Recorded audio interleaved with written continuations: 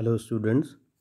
आज मैं आपको बीएससी पार्ट 2 ऑर्गेनिक केमिस्ट्री में अल्कोहल्स में पिछली क्लास से आगे पढ़ाऊंगा और आज हम डिस्कस करेंगे मोनोहाइड्रिक अल्कोहल।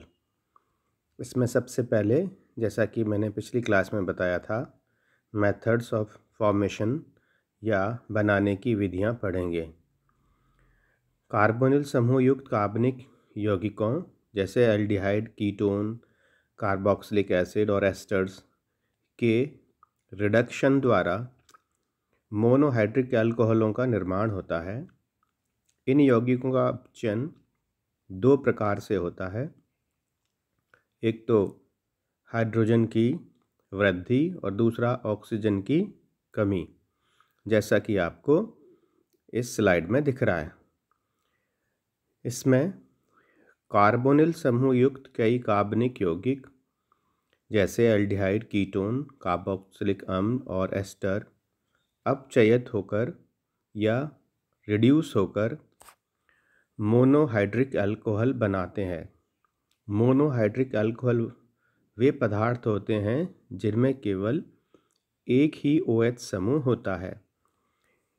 इस तरह की विधियों द्वारा बने हुए अल्कोहल प्राथमिक अथवा द्वितीयक प्रकृति के होते हैं, प्राइमरी और सेकेंडरी। इन मेथड से टर्शरी अल्कोहल नहीं बनाए जा सकते। इसके कुछ मेन एग्जाम्पल्स आपको समझाते हैं।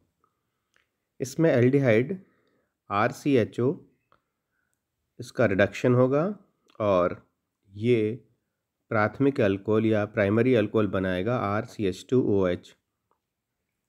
इसी तरह से कीटोन से रिडक्शन द्वारा सेकेंडरी अल्कोहल मिलता है। इसी तरह से कार्बोक्सिलिक एसिड से अपचयन द्वारा प्राथमिक अल्कोहल और एस्टर के अपचयन द्वारा RCH2OH अर्थात प्राथमिक अल्कोहल प्राप्त होता है।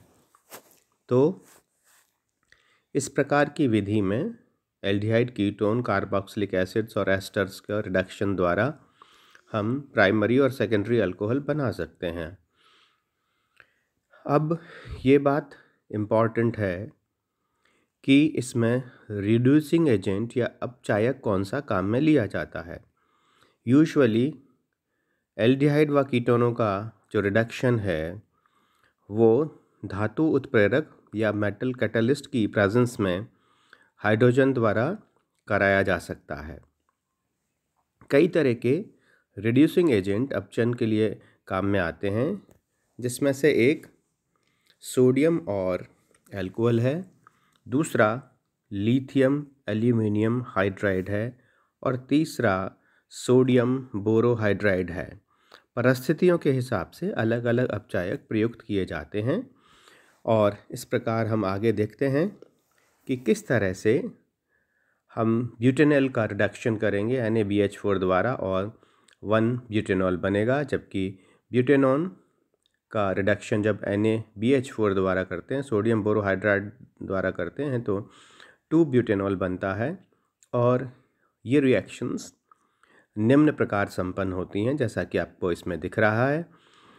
Ketone when undergoes reduction with NaBH4 and after hydrolysis it converts into secondary alcohol, और जो रिएक्शन मैकेनिज्म है उसमें H- आयन, जिसको कि हाइड्राइड आयन भी कहते हैं, उसका ट्रांसफ़र होता रहता है और ये रिएक्शन निम्न प्रकार संपन्न होती है। इसमें जो रिएक्शन मैकेनिज्म है उसमें हाइड्राइड आयन का ट्रांसफ़र होता है और इस प्रकार कीटोन से अल्कोहल प्राप्त होता है। कार्बोक्सिलिक एसिड्स का जो रिडक्शन है वो डिफ़िकल्ट होता है और इसके लिए हम सोडियम बोरोहाइड्राइड NaBH4 या की बजाय लिथियम एल्यूमिनियम हाइड्राइड या LiAlH4 काम में लेते हैं। ये जो लिथियम एल्यूमिनियम हाइड्राइड है ये स्ट्रॉन्ग रिड्यूसिंग एजेंट है और इससे कार्बोक्सिलिक एसिड या नीचे दिखाया हुआ 2,2-डाइमेथिल प्रोपेनोइक एसिड को निम्न प्रकार अपचयित करके हम नियोपेंटिल अल्कोहल प्राप्त कर सकते हैं। अब एस्टरों का अपचयन है वो हाई प्रेशर पर हाइड्रोजिनोलाइसिस या हाइड्रोजनीकरण से संपन्न होता है। यह एक इंडस्ट्रियल प्रोसीजर है और इसमें CO बंध का विदलन होता है। जैसा कि आपको इस रिएक्शन में दिखाया गया है, ester in the presence of copper oxide, copper chromium oxide and at 175 degree centigrade और ये अल्कोहल का निर्माण करता है। कम मात्रा में प्रयोगशाला में लैब में एस्टर का जो रिडक्शन है वो LiLH4 से भी करा सकते हैं और ये रिएक्शन आपको इसमें दिखाई गई है and it forms RCH2OH plus R-OH।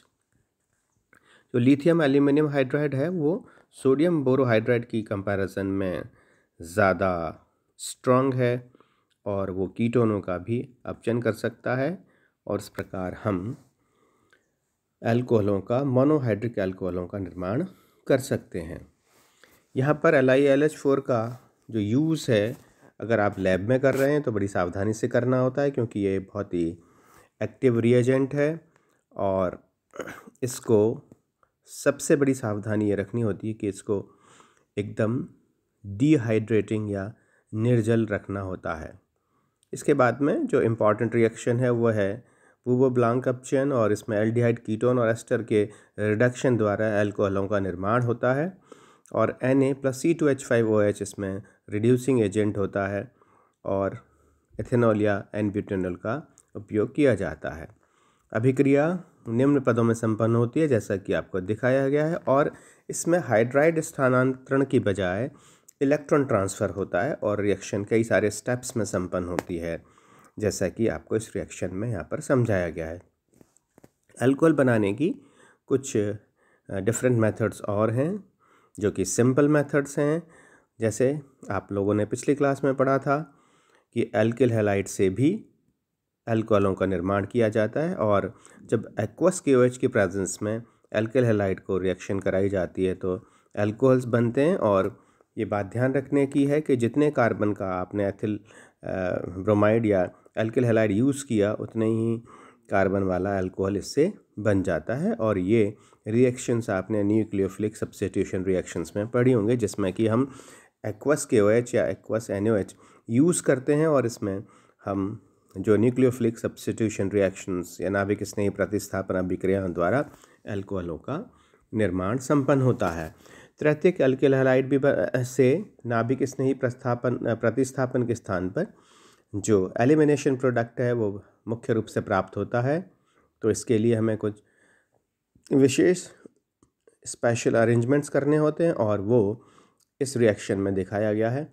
हम एल्किल हैलाइड को लेते हैं और फिर इसका CH3COOAg लेते हैं, इसको हीट करते हैं अल्कोहल के प्रेजेंस में और AgBr बन जाता है और अल्टीमेटली 2-मेथिल 2-प्रोपेनॉल बन जाता है या टर्शरी अल्कोहल प्राप्त हो जाता है। दूसरी जो इम्पॉर्टेंट मेथड है वो ग्रेगनार रीजेंट से है। ग्रेगनार रीजेंट की सहायता से सारे अल्कोहलों का निर्माण किया जा सकता है। Formaldehyde in the presence of the Grignard reagents leads to formation ethanol or primary alcohol as the reaction indicates.